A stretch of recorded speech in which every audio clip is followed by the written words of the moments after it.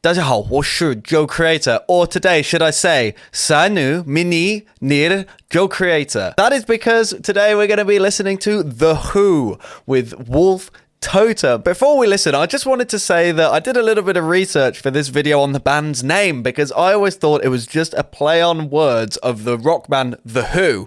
So they call themselves The Who, H-U. But that is not the case. They actually say that their band's name comes from the Mongolian root word for human being, which is really interesting. And their unique approach blends instruments, which we will see coming up, like the morinkur, the tavshur, which is like the Mongolian guitar, the tumakur, which is a jaw harp, and then some throat singing as well, which we'll definitely hear. Apparently they call this Who Knew Rock. That is their self-proclaimed genre. Also, I've just realized we are so close to 100,000 subscribers, which is absolutely crazy. If you're not subscribed, please consider clicking subscribe now. It really helps me and the channel out, so just wanted to say that. Enjoy the video. So with that information out of the way, without further ado, let's listen. Okay, so here we go. The intro's a little bit long on this one, but I want to watch the whole experience.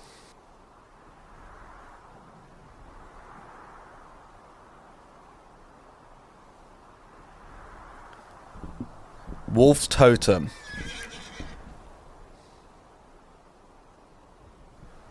It already looks very Mongolian style already.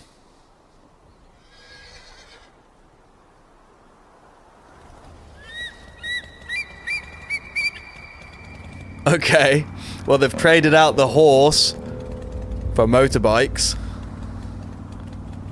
Look at that.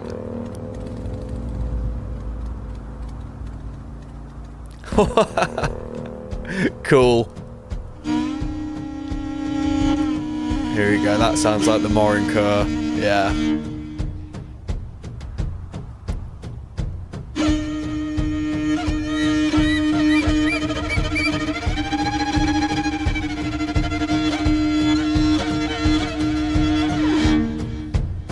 Some sort of warrior battle drums going on in the background as well.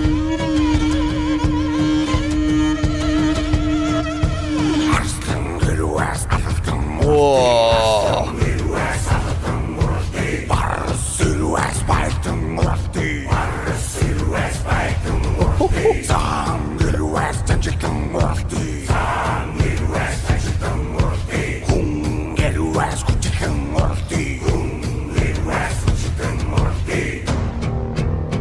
Ah, this must be the Mongolian guitar. That looks crazy.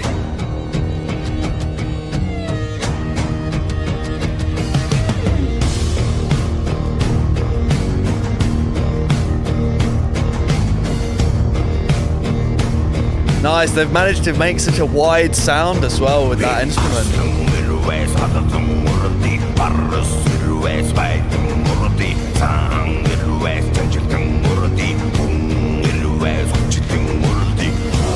It's making me just nod my head along as well. Just now that's more Mongolian throat singing style there.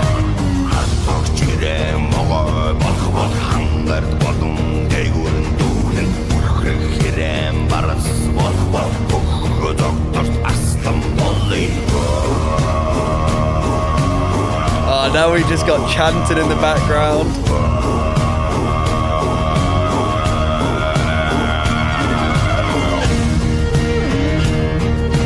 More morinkur here.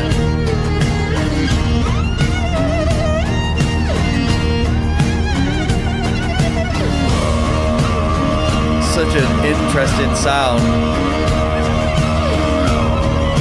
Just the way the instrument's fretted. Look here, I don't mean to pause it too much, but just his pinky is in between the strings here, and it's just really interesting how this instrument is played. And just to talk about it a little bit, I guess, is that they're making full use, I should say, of the droning sound. They just have this open note, and then he's playing a melody over the top, and then this droning theme continues. You have these battle drums, you have this stomping beat, you have this droning note, and then everything else on top of it as well. What I really enjoyed is a bit back when they introduced the guitar. They originally just had it quite thin through the mix, cutting through like it's the main focus. It's placed in the middle.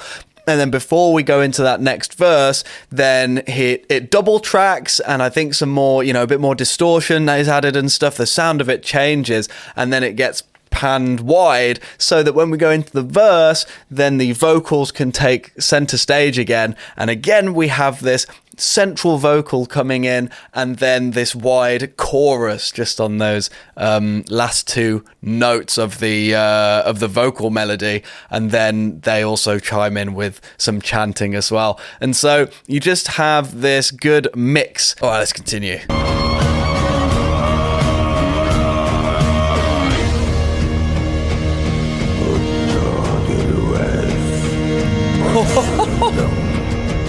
Such a good voice.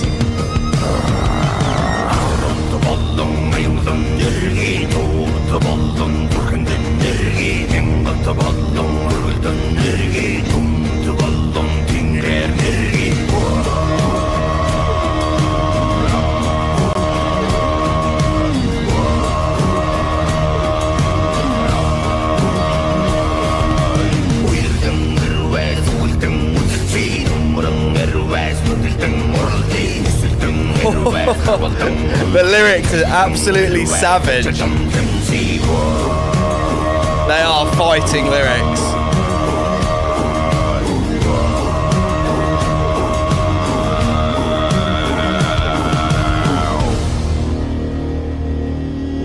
Even the attention to detail, like the who, the chanting is who, like the band.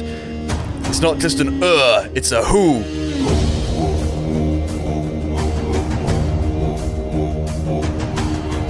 Oh man, I love those vocals.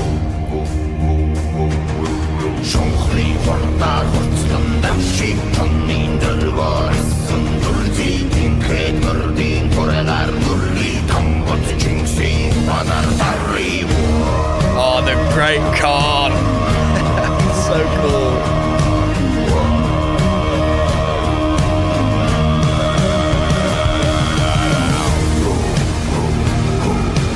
Okay. Oh, we've added so much more here.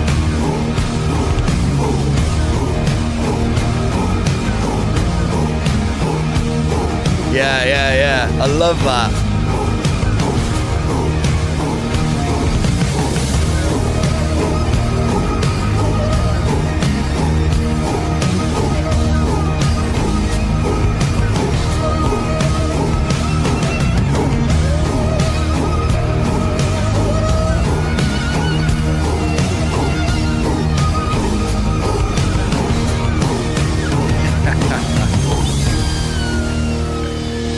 Oh yeah.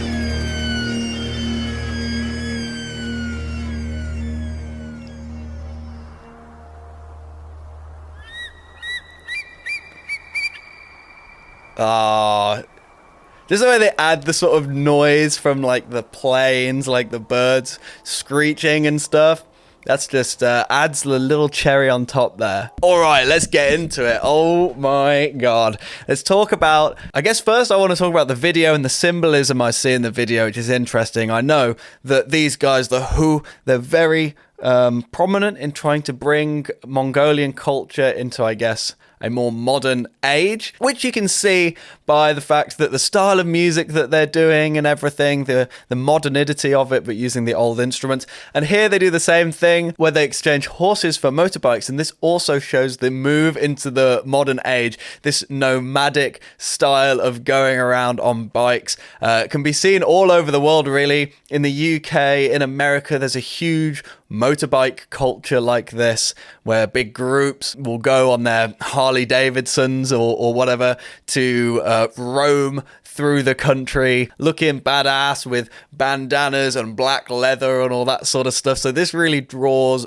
on that, but from a more Mongolian culture aesthetic and an appearance, which I think is really, really cool. And then they have them in the background doing the chanting and everything in the video. And yeah, it's just pretty badass stuff, to be honest. I think something else that's really impressive here is just the style of the vocals, the way that the vocals are sung and the sound of the language convey the meaning, you know, without you needing the translation there. Some of the lyrics are, you know, really quite aggressive, but they are the words of a brave and strong warrior. And I think that that's what they're talking about here when you think about Mongolian and their Khans, and I guess, you know, like Genghis Khan and stuff like that. You feel this like warrior's spirit come through in the music without even having to know the words. I think one of the interesting things is, even though it's quite aggressive and it has this fighting tone to it, the translation towards the end, it only says, if you have evil intentions, then we will come and slice you, and we will it only says, if you come with evil intentions, we'll give you a fight, we'll slice you down, we'll strike you as thunder. Only if you have evil intentions. They are only fighting when necessary, only when they are threatened, which I think is an important distinction to make. So Genghis Khan is also Romanized as Chinggis Khan, as I do know now that I recognize the name, was the founder and first Khan of the Mongol Empire. He ruled from 1206 until his death in 1227. It later became the largest contiguous empire in history. I really like the instrumental sections. I love the ending where we build up more and more into this instrumental, and we have this riff that's done on the guitar, or on the Mongolian guitar. And this riff really makes the song much more exciting at the end. It sort of comes out of nowhere that it changes, which is fine, but it's a very exciting part of the song, and it sort of just gets lost in this huge climax. The reason that I find it interesting is actually because this riff really does remind me more of rock or metal music, where you're creating a riff through power chords and strong chordal structures, just to create something that moves and grooves and is quite powerful. And I really like what they've done there with that. And while all that's going on, you have this high screeching part, which I presume is being played on the Morin Kerr, which just echoes throughout that whole thing. You have the chanting. It's just like a big wall of sound, and I think that really gets across the meaning of this song, actually. So pretty good. This is up there with one of the greatest sort of modern hybridizations of folk instrument usage being combined with a modern genre of music, and that to me is really impressive what they've managed to do there. And I know that is primarily one of their goals, is to bring through that old ancient culture through more modern sounding music. And so they've really nailed that with this song, and I think that shows by the amount of views that this song has garnered over the few years it's been around. So this song was released in 2018, 2 years after they formed. It says here that on the 11th of April, which is my birthday, it reached #1 on the Billboard's Hard Rock Digital Song Sales. So it was a #1 seller in that time, which is really cool and really great for this sort of band to be able to accomplish something like that. I'll definitely be looking out for what they make in the future. And they also have another You, if I'm saying that right, and perhaps maybe in the future I'll check that one out as well. If you want me to, please leave a comment down below. What do you think of this hybrid style? Do you think it works? Do you think it could use some improvement or some changing to fulfill what it's aiming to fulfill? Let me know, and I will see you all next time. 再见，拜谢，大家，and bye bye.